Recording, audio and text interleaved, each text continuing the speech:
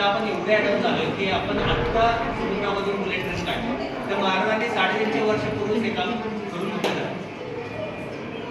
निसर्गाचा चमत्कार म्हणतील आपल्याला इथे. साईडने एवढं खार पाणी म्हणजे समुद्र आहे सगळे, तरी पण 3 गोडापाण्याचे विहिरी जमिनीतून उत्पन्न झाले. महाराजांनी त्यांची नावही तशी दिलेली आहे. दही बाव, साखर बाव आणि दूध बाव. बाव म्हणजे बावडे, विहिरीला बावडे असा शब्द आहे.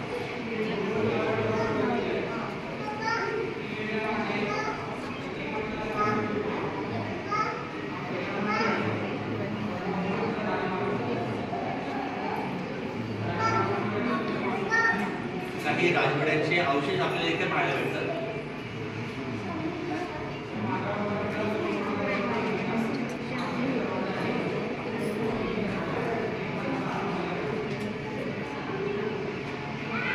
दुर्गेचं अवतार असणारं श्री भगवती देवीचं मंदिर आपण इथे पाहतो.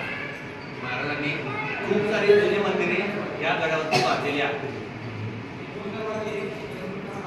लाकडी बुरुज, हा जो लाकडी बुरुज आहे तो उंबराच्या झाडापासून बनवलेला आहे. तर उंबराच्या झाडावरती खाऱ्या पाण्याचा फारसा काही असर होतो, त्यामुळे हा जो लाकडी बुरुज आहे तो उंबराच्या झाडापासून बनवलेला आहे. हा आहे निशाणी बुरुज. ज्याची सत्ता कायम असते त्याचा हा निशाणी ध्वज फडकवला जातो. आजही जर आपण गेलो तर तिथं भगवा झेंडा फडकत आहे. मगाशी आपण 3 गोडापाण्याची विहिरी बघितली. त्या पाण्याचा साठा वाढवण्यासाठी त्या कोरड्या तलावाची निर्मिती केली आहे.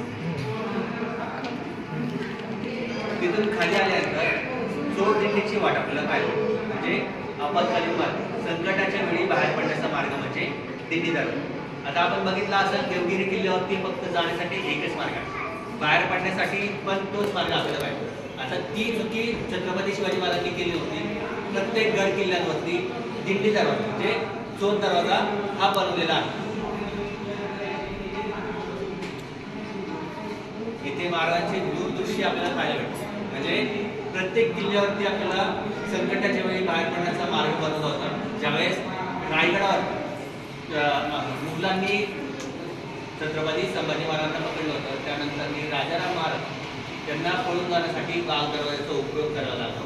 ती महाराजांची दूरदृष्टी होती. छत्रपती शिवाजी महाराज